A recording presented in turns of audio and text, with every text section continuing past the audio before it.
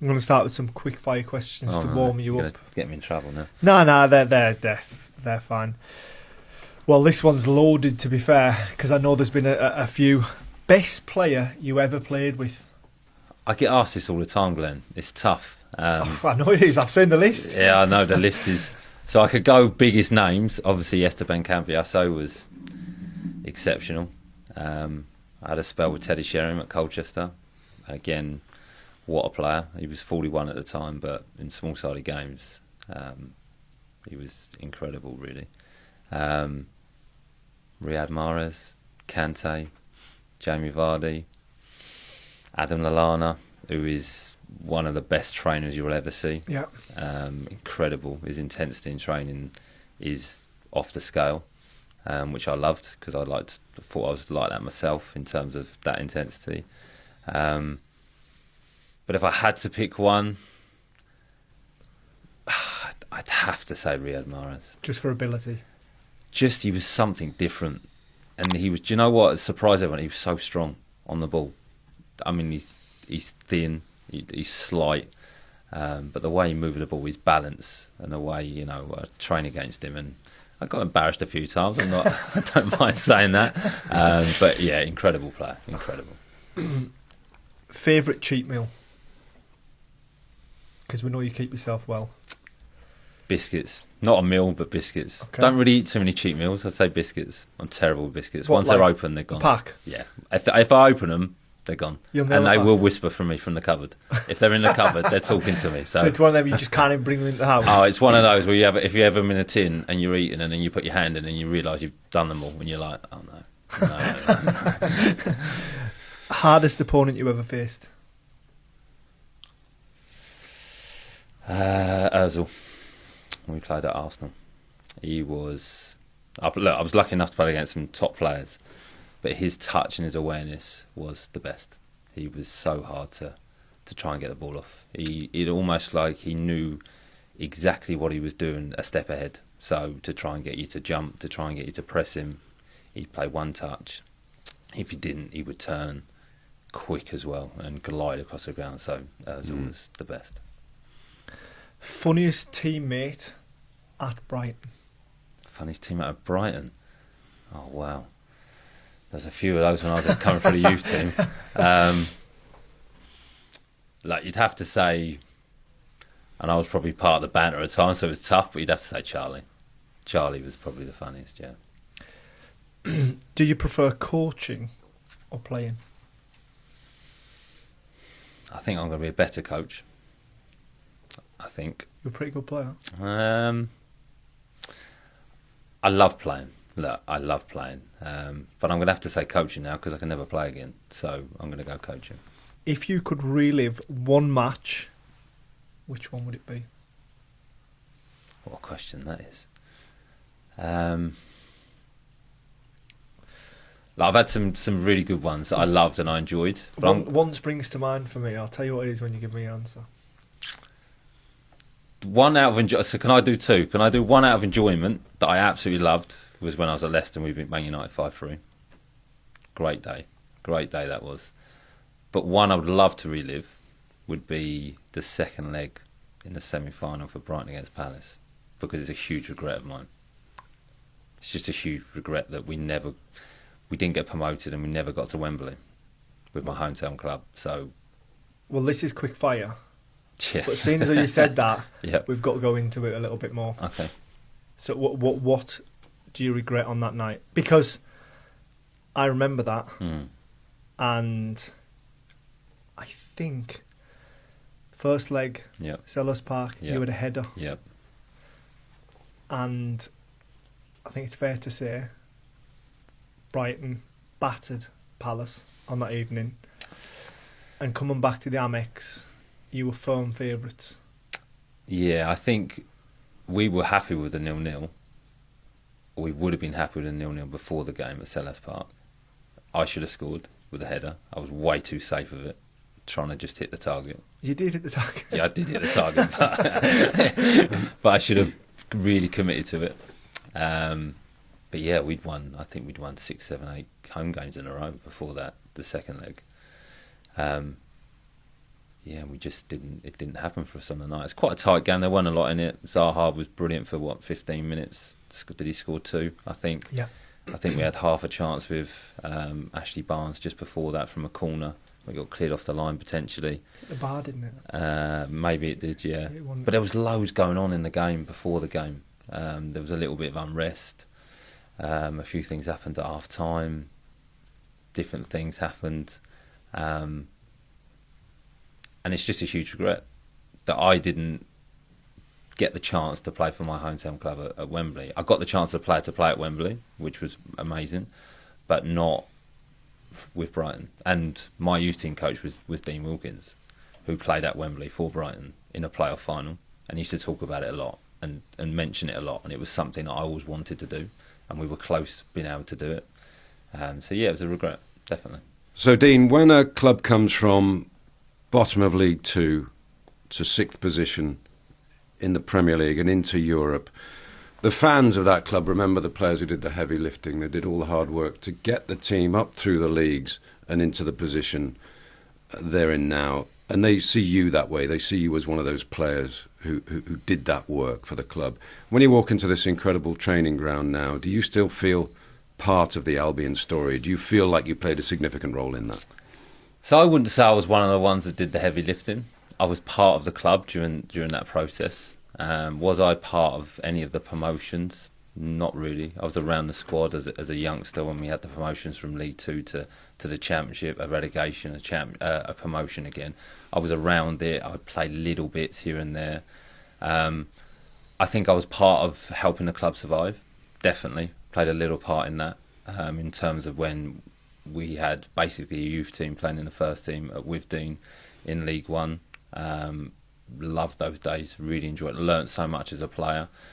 But am I a huge part of the history? I'm not too sure. I don't think I'd be one of those names where you'd look back and go, okay, he played this significant role in getting us to where we are now. Obviously came back, played in the Championship, played at the stadium, which was always a dream, because I remember seeing it in a kind of model form at the Goldstone when I was 15, and hoping I would play in it one day, and I did that, but again failed. Didn't get promotion from the Championship to the Premier League. But to walk into these facilities now is incredible, and the stadium's incredible.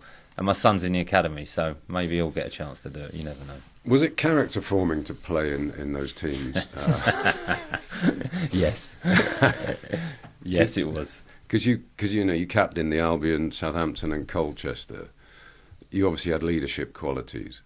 And were those leadership qualities partly formed here in the struggle that the Albion were going through to get where they wanted to go? Huge part, yeah. I think part of it is from where I'm from as well. I'm a Hastings boy. It's a fisherman's town. You have to know how to kind of look after yourself a little bit from where I'm from. Yeah, but the players we had in the dressing room as a youth team player, the coaches we had. So we had Martin Hinchelwood, Dean Wilkins, fantastic, so good with us. And then you had the squad of players that were around there that were proper men. You know, you talk about Charlie Oatway, Danny Cullop, Guy Butters, Richard Carpenter. I'm going to miss people out here. Bobby Zamora, all those types of characters that you kind of looked upon, and you had to be thick-skinned, really thick-skinned, and you had to have a real focus of what you wanted to do to become a professional footballer. And they showed they definitely showed me some really good traits. Of playing in adversity, against challenges when times are tough, and they also showed me how to be successful as well. So yeah, I learned a lot. I just want to pick up on what you said about you don't feel as though you played a massive part in the club, because the way I get a look at it, that group and those promotions are a huge part of the history, and they are part of the process. And that group you just mentioned there, as far as Brighton's concerned, it's a pretty iconic group. Yeah, they're a massive part of it. I just think me individually, I didn't play a huge part in that. I was there, but I was a youngster coming through. You were captain of the football club. Yeah, but not with promotions and stuff. I was captain in the survival mode, just trying to keep the club afloat. Yeah, but that's part of it. You're right. It's definitely part of it. But I'm looking at it from a fan's point of view. And for the love of the club, will they look back on that and pick those type of players out? Look, I don't know. I'm just looking at it from my point of view.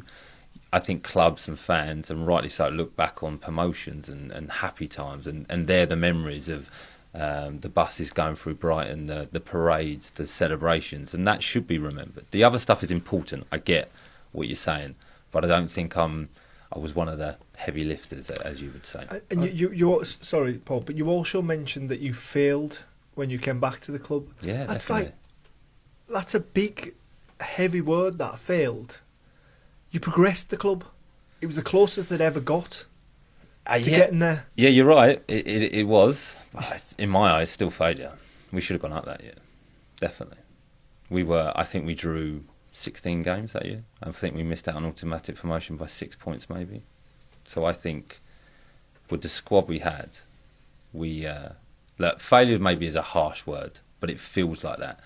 And like, I was used to winning, Glenn. You know, I'd had promotions before that at other clubs, and I had promotions after that. So I was used to winning, and I just expected us to go up, really. And that year I had back on loan at Brighton was one of the best years of my career. I loved it, absolutely loved it. With the players we had, I really enjoyed working under Gus. We won a lot of games, drew a lot, lost a few, playing at the stadium, played a great brand of football. There was ups and downs, there was challenges, we got into the playoffs. But ultimately, we didn't achieve what we as a group set out to do. I think you'd be surprised because I hear what you're saying about the bus rides and the promotions and the marquee moments that everybody remembers, but they also remember sitting in the rain at Widdean, for example, and seeing proper Albion players, scrap out a 1-0 win. They'll also remember you for your quality and your ability, which took you, higher in the game. So I don't know, Glenn and I would probably agree that, you're a much bigger part of the story than perhaps you would allow, but you've obviously got high standards and you feel that you didn't get promoted, therefore you didn't see the job through. I suppose we're probably here to reassure you that that's not not how the fans see you. No, well, the best thing I ever did was probably when the club sold me, because they used the money to buy Glenn. So that's probably the best thing that happened in my part in the club's history. I'd forgotten you had that fantastic connection. but what a player that Glenn's been for the club, and the amount of goals he scored and the part he's played. So if I played a part in that because the club used the money to do that, then maybe that was my part in the journey. Just going back to the captaincy thing, though, I mean, you weren't just a captain here, you were captain at Southampton and Colchester. So do you think you were a born captain, or did you learn what captaincy involved from being around those strong players at Brighton? I don't know. I learnt a lot from others, yeah.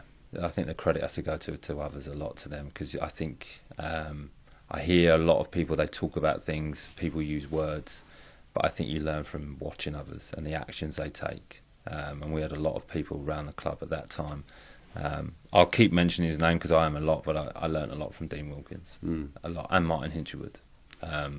Their knowledge of football was fantastic, but their intensity and the way they led was brilliant, because they used to say to us in the youth team, their job was not for them to get us into the Brighton first team. Their job was to get them as high as we could in reach for the stars, try and get to the top. They were never aiming thinking we'll get you into the first team. So I think them leading by that example. But I think there is something within you as a personality, and I think that comes from experiences in life, not just football. And I've, like everyone, we've all had challenges in life and experiences, and I just tried to, I wouldn't say I was one with all these amazing speeches and incredible words, but I would say I led by example. Yeah. And I think that was probably my biggest trait. So obviously we've got to cover not only Brighton. You spent most of your career, made the most appearances here, but you're very successful at other clubs, especially Southampton, Leicester. Yeah, and again, lucky timing, good timing. Signed for the clubs at the right time. Signing for Southampton in League One on minus 10 points was a good decision. That was a heavy squad. It's a good squad, very very good squad. But yeah, brilliant times, and to have the back-to-back promotions, I can probably say I did play a part in that to get them back to the Premier League. But yeah, like you say, Ricky Lambert, Adam Lallana, Morgan Schneidling, Jose Fonte, Jason Punchant, David Connolly. In League One. In League One. And they were all quite established as well. I would say you could probably say Adam Lallana probably wasn't. He was a name, or a name of a potential player. Morgan Schneidling, very very similar. Jose Fonte dropped down from the Championship from Palace. Yeah. Ricky Lambert was a player that everyone talked about, had been scoring goals for years, but could he cut it at the level above or above that? They paid £1 million for him, I think, in League One. But yeah, we had a really good squad, and that was enjoyable, really enjoyable. But also, you were the team to beat in that league as well. Yeah. That was hard, that, to start with. You know, we were starting on minus 10 points as well, with Alan Pardew as manager as well, so he was a big name. And we missed out in the playoffs that year. Didn't quite get in the first year, but won the Paints Trophy, which kind of started the process. But it was really hard. Everyone came to St Mary's and wanted to beat us. I think the game you guys came and beat us 3-1, I think that might have been Gus's first game at St Mary's. I think Crofty scored you beat us 3-1. I think you might have scored the first one, or Coxey scored the first one. I can remember Crofty scoring. Yeah, Crofty scoring, and that's what it was like. Every game, everyone at St Mary's, we had to be at it, and we had to be so good just to win. I mean, where did you want to play? Yeovil away or St Mary's? Do you know what I mean? That was the glamour time. Yeah. To be fair, at that stage, there was a number of big clubs. Off the top of my head, I can remember you and Leeds in that division at that time. Huddersfield were there as well. Huddersfield, yeah. Peterborough had obviously had some decent players. As far as like historically huge clubs, like going to Ellen Road and St Mary's is like, I think Charlton were in there as well. Yeah. Yeah, there was some big clubs. But we, obviously, everything gets publicised. We were spending a bit of money, we were investing in the team. So we expected, even that year we were on minus 10, we were still expected to get promoted. So it was challenging, but you could see what was being built. You could see the team, because when we beat teams, we beat teams. Yeah. So when you're playing in League One in the best team in the league and with all those good players, if I'd asked you back then how I'm not sure they were the best team in the league, Paul. All right. most glamour players in the league then. If I'd asked you back then, how far can you go individually as a player, would you have said to me, I can go all the way to the Premier League, I'm capable of doing that? Did you know then? No, I definitely didn't know. It was my aim. It was always my dream. Like, as a young kid, to try and get to the Premier League. I had no idea how that was going to happen, if it was going to happen. Did I think I was good enough? I didn't know, if I'm honest. I was a player that was never going to get bought by a Premier League club, but maybe I could work my way up to it. And that's what I mean about signing for the right clubs at the right time. Southampton was a perfect fit for me, and me signing for them, you know, I was signing from Colchester, where we were top of the league in League One, and I was not dropping down, but I was signing for a club that had the potential to get to, no disrespect to Colchester, they're probably not going to get to the Premier League. So I had to be calculated a little bit by it. So did I believe?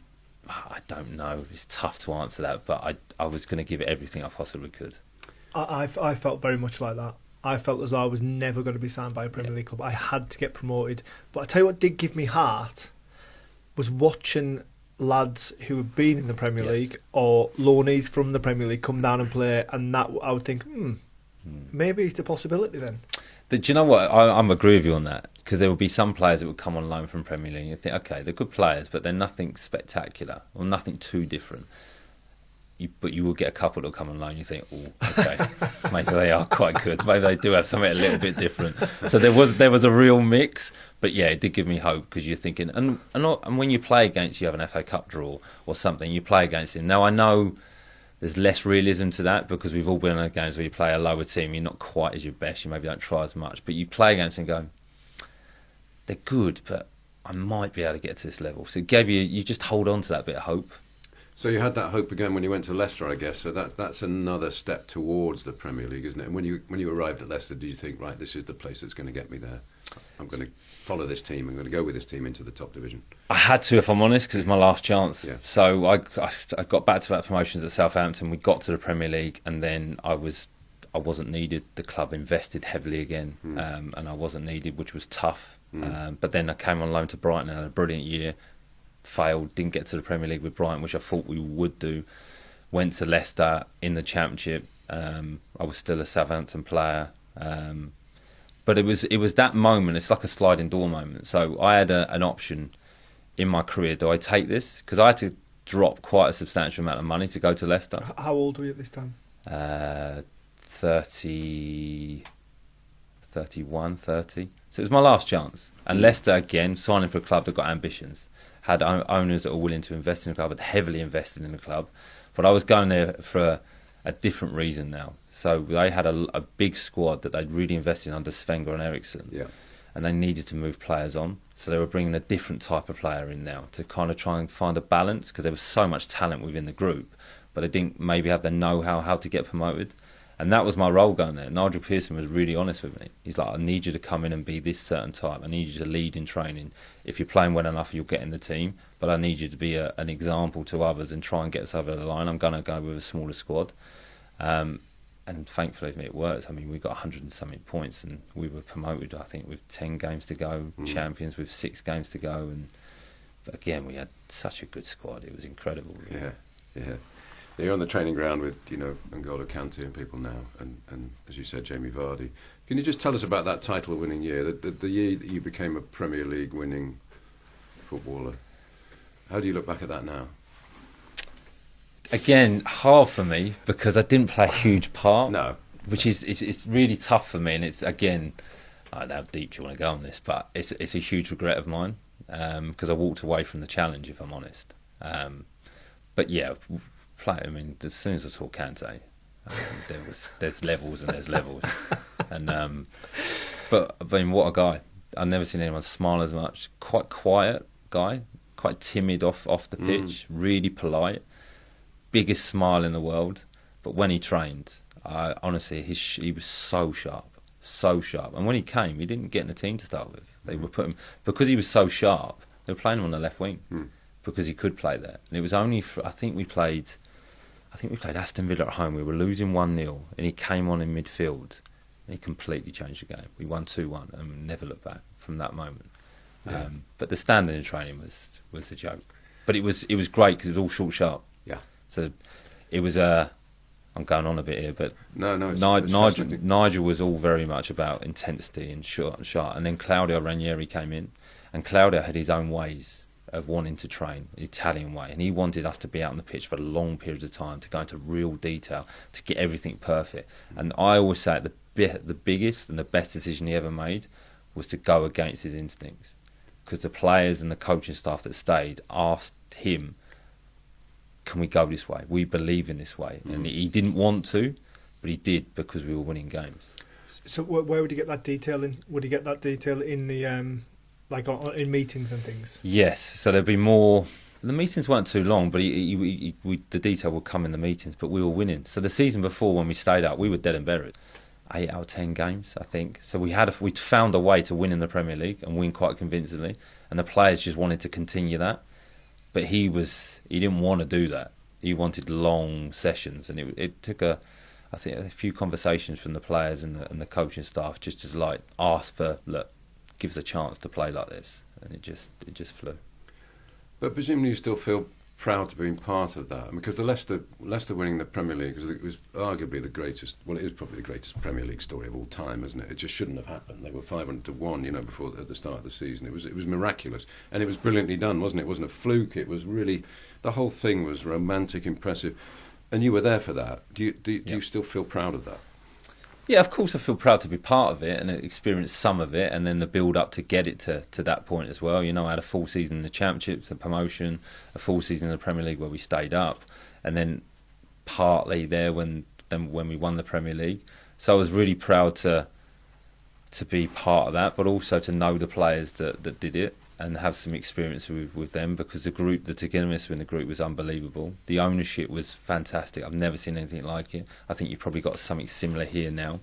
But the ownership at Leicester was incredible. The way they treated the players, the way they involved the players, it became a real family, and they had a huge interest. And they were, we had the promotion. They took us out to Thailand, and they just showed us their culture. They showed us their life. They celebrated with us as well. They rewarded success. So it was amazing to be part of it, and I loved my time there. I really did. My family did as well. We ended up moving up there in the end because we enjoyed it so much. So yeah, proud to be part of it, but regrets because I wish I'd done more. When you say you walked away from the challenge, I mean by leaving at the end of that season, is that you just? No, so I think there's a mixed understanding of this, because obviously I was part of the squad and I was part of the team and the squad to start the season. I actually left, so I went on loan to Sheffield United. Yeah.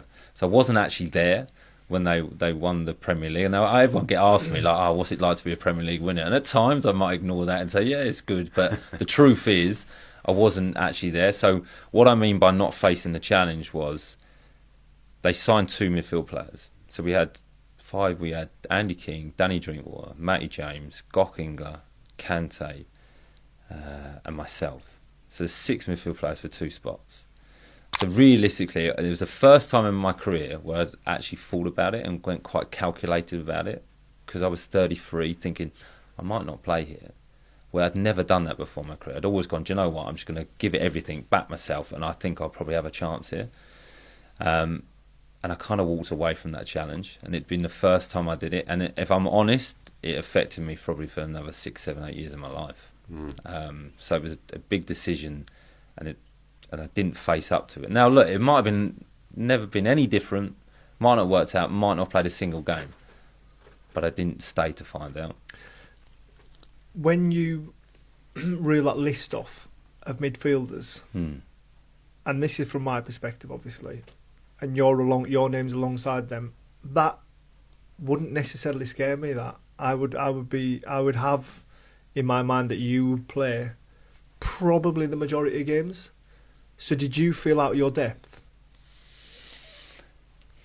Good question. Was I out of my depth? You weren't out of your depth. Did you feel out of your depth?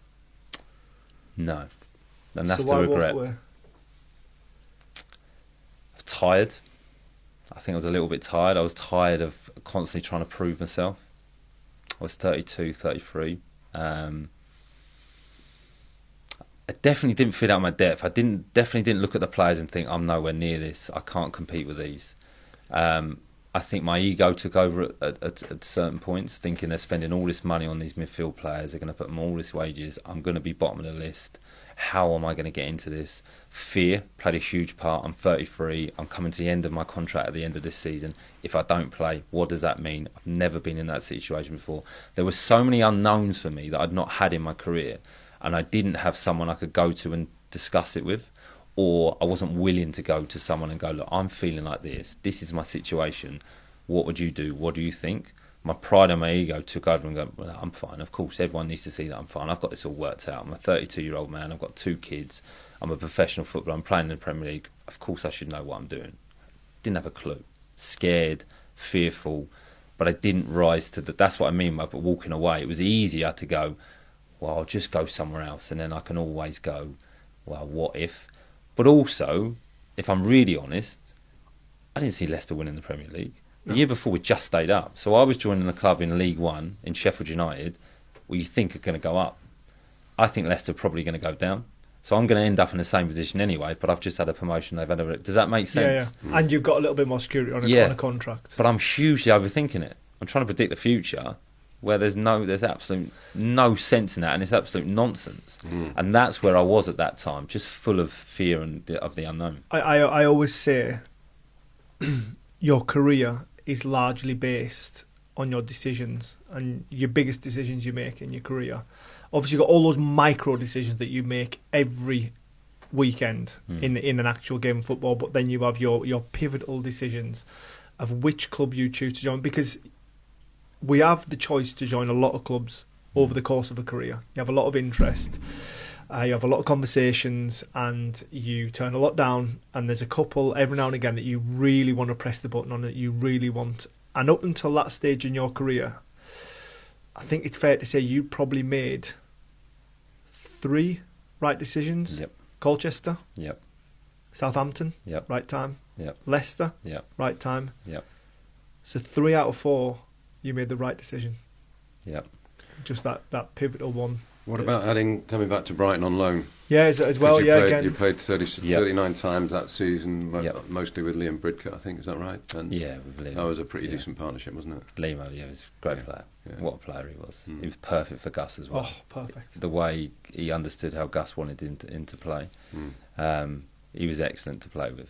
I was fortunate. We had, I'm going to forget some of the players now, but we had David Lopez as well. Yeah. Alandi, we had Vicente, we had Gary Dicker. Buckley. Yeah. Dixie was a good player, by the way. Gary Dicker. very good player, really underrated. And Gus used to lean on him a lot, because I think Gary really understood how Gus wanted to play, and he would use Gary to maybe explain stuff or just put him in and out of the team just to show others. And I felt for Gary at times because he wasn't playing as much as he should, but Gus really lent on him. He was intelligent footballer. Yeah, such an intelligent footballer. And I think that's why he'd be a really good coach. We had Crofty as well. Crofty was in there, so we had a real strength in that midfield area. So it was easy to play, really, and that's why we were such a good team. It was a very fluent, entertaining side, that, wasn't it?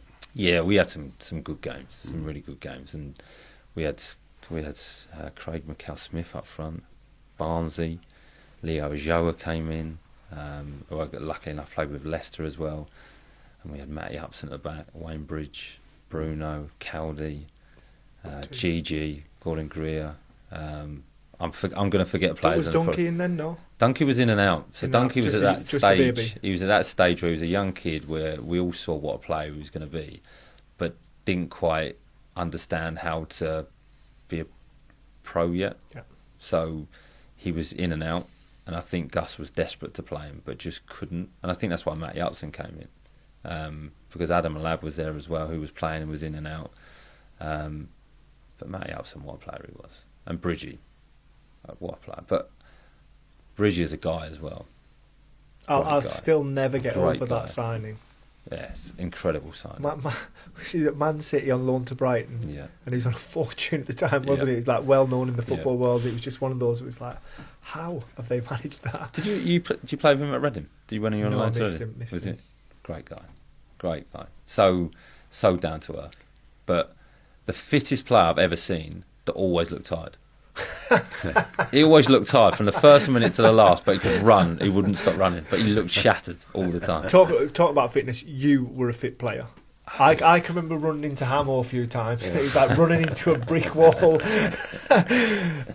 That's the Hastings. Yeah, I think that was one of my probably biggest traits. But that was a need. That was a must. I had to be fit.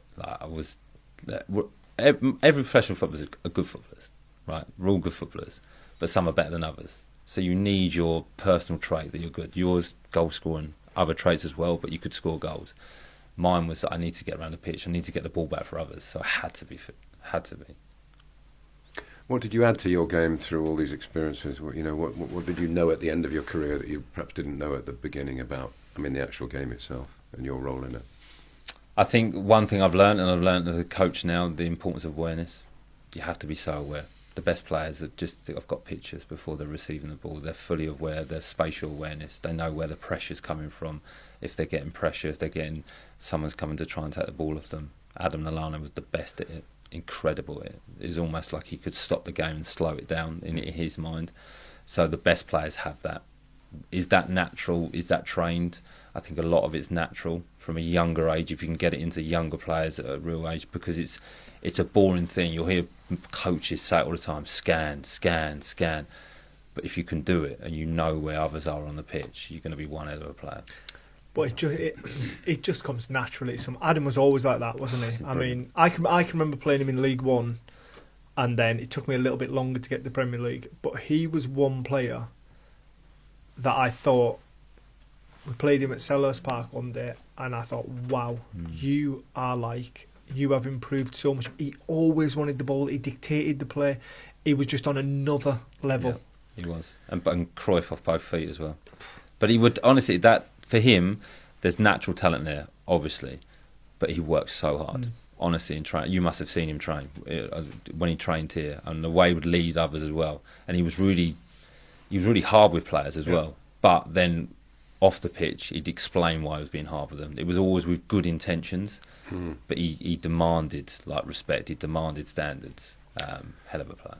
Talking about scanning, N'Golo Kante wouldn't go to where the next phase of play. He'd go to the one after that, wouldn't he? Well, he could get there. He could get to free. It was easy, but he didn't need to. He could just do all the work. And he would just intercept because he knew what was going to happen next, didn't he?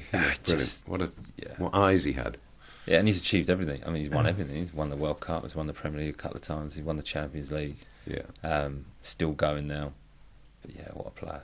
Yeah. Dean, just talking about when you were at Leicester, and like you say, you were 32. From the outside, it looked like you had it all worked out, but you said you were struggling and things. How much has the awareness of mental health creeped into football? It's a big subject, this, Glenn. I think it's improving. I think it's really improving. I think it's way off, if I'm totally honest.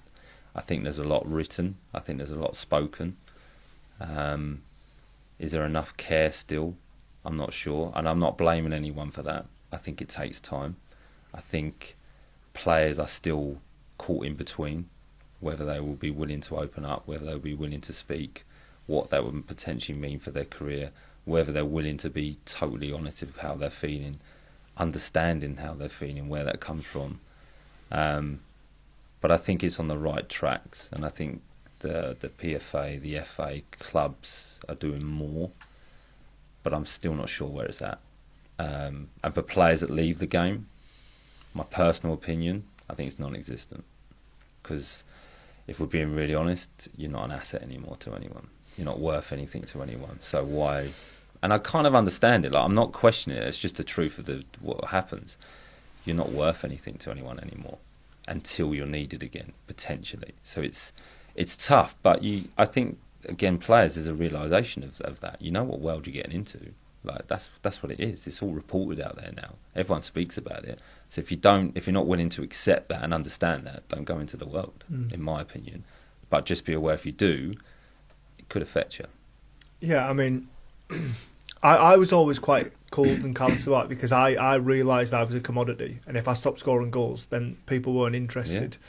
But I think it's really interesting for you to say, I think at the end of a career, you do get lost 100%. Like, you've never kept your own diary. Just stupid things that people think is normal for a footballer is like, it's mind-blowing stuff. And I think also of that period, probably like 13 to 17, where you're known as a footballer among your peers and things, and it's almost your identity. And if you lose your place in an academy, then that can be devastating for a kid.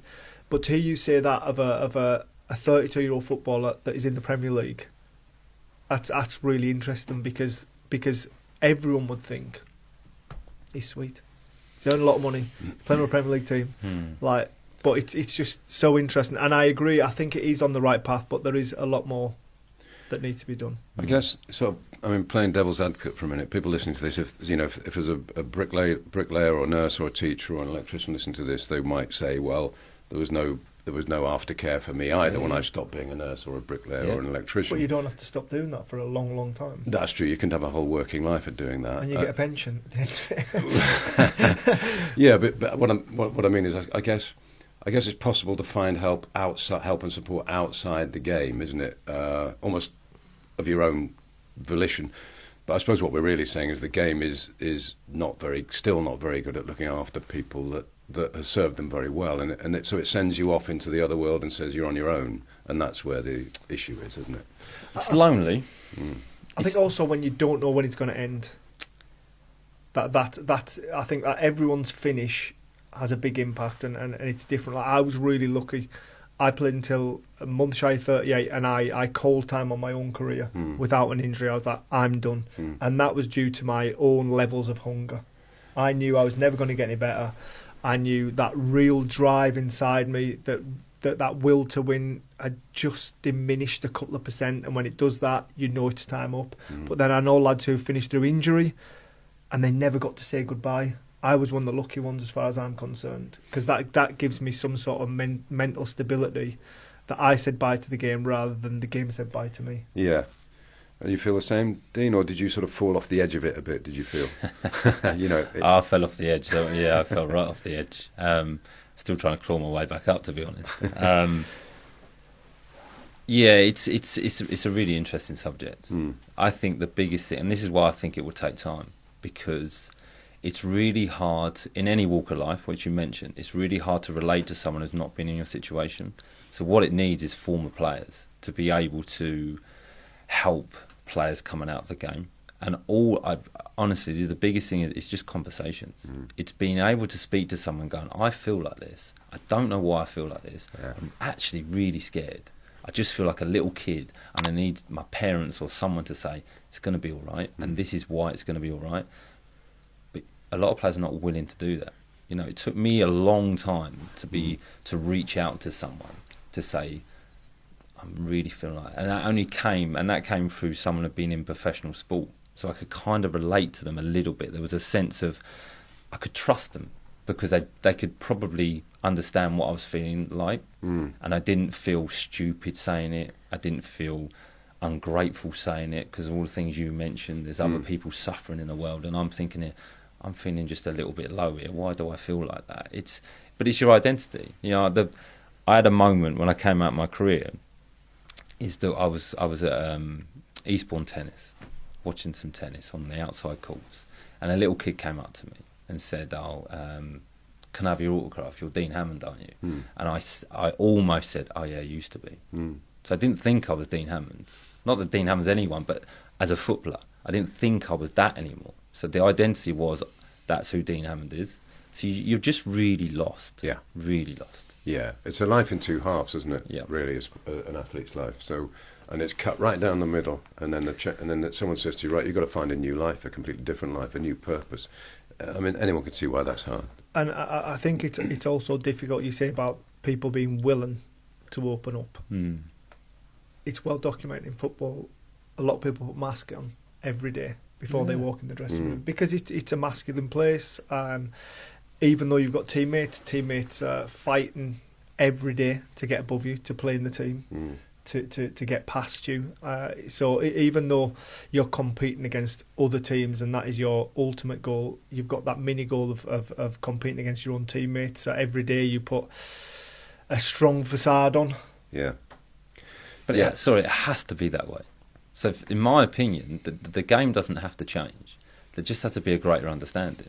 So if I'm speaking to my son, who potentially could go into sport, or anyone's kid, right, you're going to go in, you give them the rules, the realism of this is what it's going to be like. You may have a career like this, you may earn this money, you may not, you may fall off. But at some point within that process, you're going to fall off a cliff and you're going to really struggle. That is what's going to happen. But when it does, we've got this in place, this, and this. So you go in going, okay, that might happen, so I'm aware of that, but also I have to be single-minded. I have to be driven. I have to be willing to fight. I have to be a winner. I have to be really intense. I have to be happy to be unpopular within a group to get what I want in my career.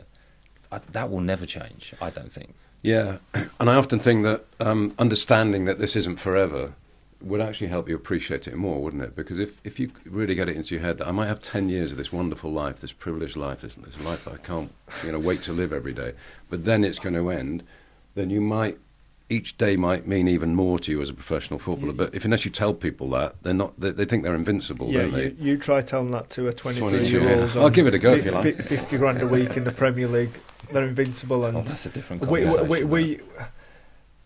I think like as former pros, the go-to comment is, enjoy it doesn't last long. And we have heard it so many times over the years, so many Every times, generation. and it's just like water off a duck's back until you actually retire, and then you start saying the exact same words. But if you're told that 50 times and then you get to the end of your career and say, what the hell happened there, at least you could say, well, at least I was warned, you're warned, but whether you take on board the advice, that's a completely different. You're busy, you're doing your thing, you're striving towards something, you're working towards something, and it's hard to tell somebody. The hardest thing is when you achieve what you're striving for. So what do you do then? You've still got time to play. Yeah, that's tough. Right. Yeah. Well, I think that's an incredibly important message there, Dean, that you've just laid out. That don't let people disappear into this new life without and let their confidence collapse and let their sense of purpose disappear without having conversations, without listening. It's important to listen, isn't it? And I guess if you could have said all that when you did stop, it might have been less of a struggle if people had listened to you and there was a wider understanding of that process, how brutal that is. Then people aren't going to go through 4 and 5 years of feeling terrible, are they? So have the conversation. Is that really the essence of what you're saying? I think it's the willingness for me to open up, I think, as well. I think probably if you're really truthful, there's lots of people that would be willing to listen. But it's whether I go to them. You talk about, I think that's where your pride or your ego gets in the way. Because at 32, it's a young age in the real world. As a footballer, you feel very old and very experienced, and you've got like almost like a wisdom. You know nothing about life though. So I had opportunities when I was at Leicester. I remember sitting down in the canteen and I was having a cup of tea with Mark Swalter, such an experienced guy, and I had these feelings within me. So sliding door moment. What if I just said, "Look, Mark, do you fancy another cup of tea? But I'm feeling like this, or I've got this on my mind, or what would you do, or what have you done?" You know, he was 42 at the time, so 10 years older than me. He could have sat there for 5-10 minutes, and he could have just not told me what to do, but just could have been really relatable. Well, actually, Dean, when I was in this situation, when I was at Middlesbrough and this, and actually then I was thinking, oh, maybe I'll go back to Australia, or then I married someone in London. You almost, all you do is tell your own story, but it might be relatable. Then I might pick something up and go, well, actually, that relates to me. Maybe I could do that. Well, I've never thought of it like that. But it was me stopping me. That's the problem. But even if it wasn't to give you answers, just to get it off your chest. You like anything. If you hear yourself, the voices in your head, or the internal conversation, without sounding crazy, the voices in your head, the internal conversation that we all have with ourselves, when you say it out loud, it sounds very different. And it sounds a little bit clearer as well when you actually speak it. Yeah. And usually it's a relief, isn't it? Not to repress it. Yeah. I mean, I always think there's a phrase, it's good to talk. It's also good to listen. Without listeners, there are no talkers. So you have to have a receptive audience, don't you, when you want to open up about these things. Definitely. Yeah. Well, that's fascinating. Thanks for coming in and talking to us about it, my and your pleasure. great career as well. And as we started by telling you that you're a very important player in the history of this club, and the fans love you. So I hope you'll take that away with you. No, thank you very much. Thank you. Cheers, mate.